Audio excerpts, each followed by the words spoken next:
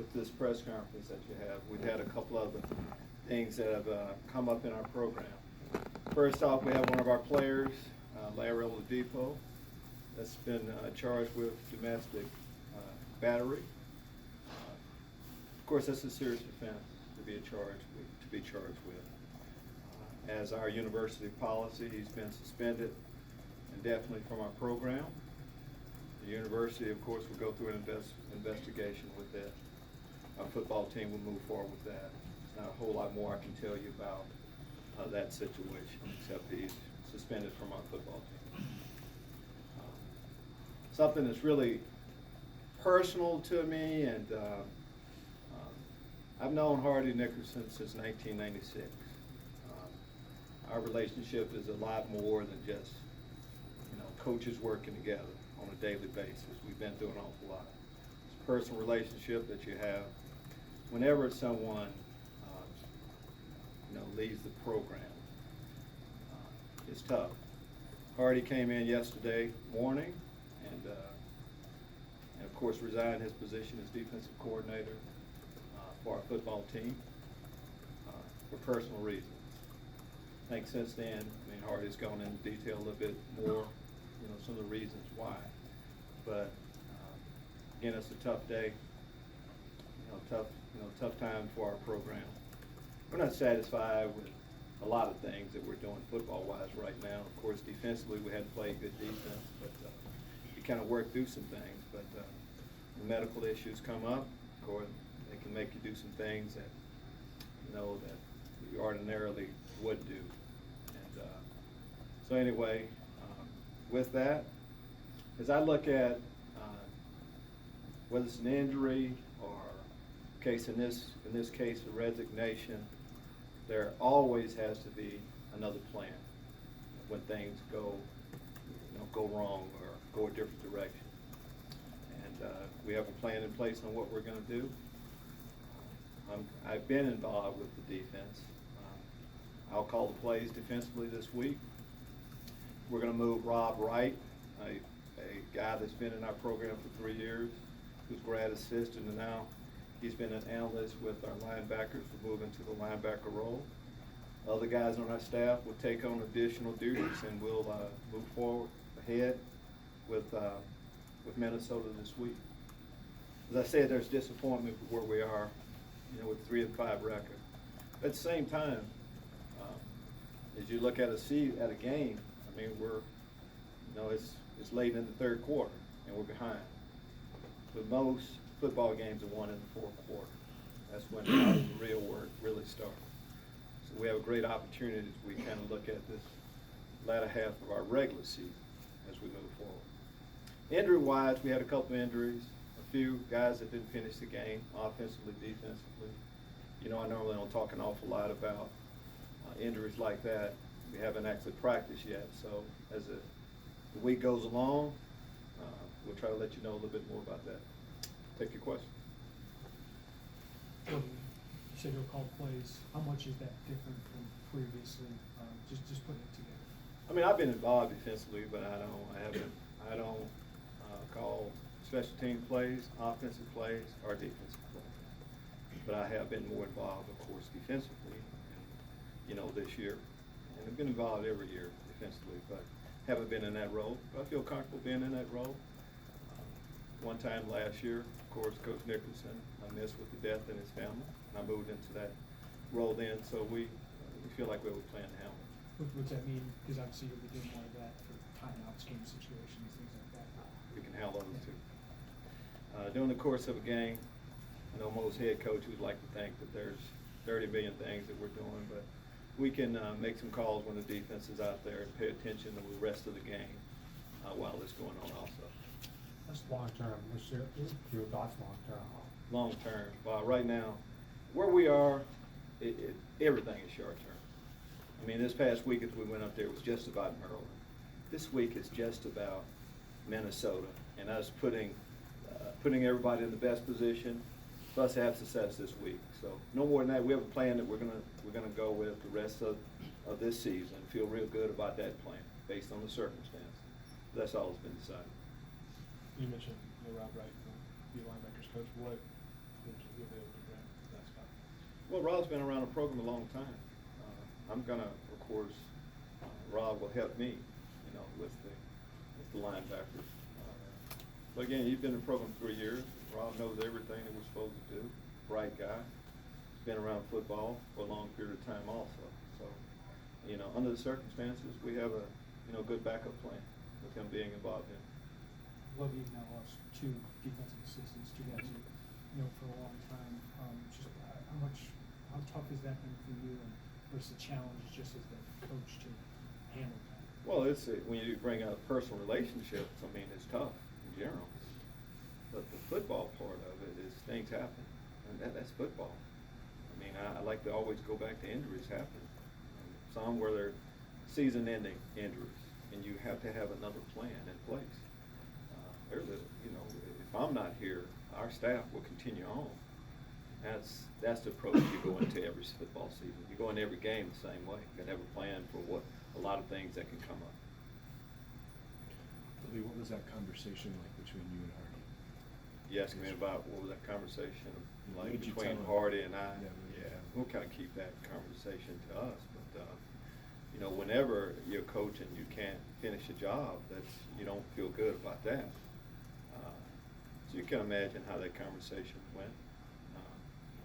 Just this weekend as a whole, I mean, it wasn't a great weekend. I mean, a lot of things are coming off of what happened in Maryland. I mean, that's tough. It's been tough on our football team, just kind of based on that. And everybody's trying to get that right.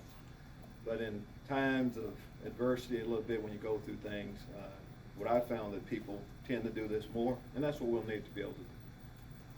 How much of a surprise was this from Hardy? Surprise.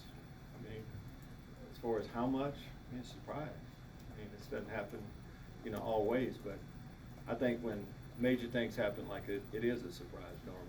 Just in general, go back to injuries, they're a surprise. You're not planning on it happening, but it can.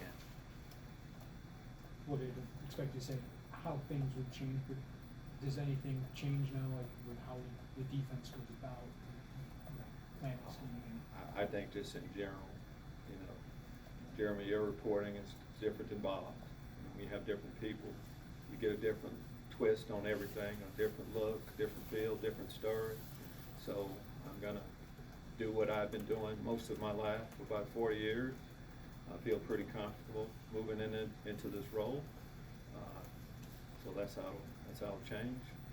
I assume you plan on being at the game this week, right? And we're excited about a good Minnesota team, Dad's Day, getting back to all of that. Really excited about that. You guys, you and Minnesota have had kind of parallel each other with, you know, a lot of young players on the team, a lot of players that are injured, I quarterback heard situation. that they have a whole lot of young players, the youngest team in football. Is that what we're talking about? Yeah. Keep going. Well, just, you know, the fact that you guys parallel each other with Yes. Illinois having a lot of young players in Minnesota as well. So just how do you prepare for a team that, you know, is kind of similar to yourselves? Well, we know what they're going through, playing as many young players, and they do. You know, it's been documented how many young players they do have. The same thing with us. So we're both going through some growing pains that you have to go through with young players. But it's late in the season now also, and kind of for the young players, of course, to quit making some of the young player mistakes and things like that. I know last game for them, they played some of their best ball with those young players. And our young players have gotten better, and I'm looking for us to take another step. That's why it's an exciting time for two programs that are building their programs in a similar way. You know, they're young, we're young. They have a great facility that they just moved into. We're getting ready to move into ours. You know, both of us have better days ahead. For us, we want to start this weekend. Will be MJ River ready to practice And really, when I don't, you know, Bob, I probably wouldn't tell you anyway if I knew it, but right now, nothing has changed. We'll know more, of course, tomorrow. MJ, of course, we had meetings this morning. He's in meetings. Look fine, but we'll see. Once you get into the concussion protocol, you know, it takes a little bit of time with that. I know you've looked before separating the season into quarters and now ending the third quarter. Do you feel like there's been development to the team, a progression over this past few games? Well, the last 3 games, no. I mean, we haven't taken major steps. It's as simple as that.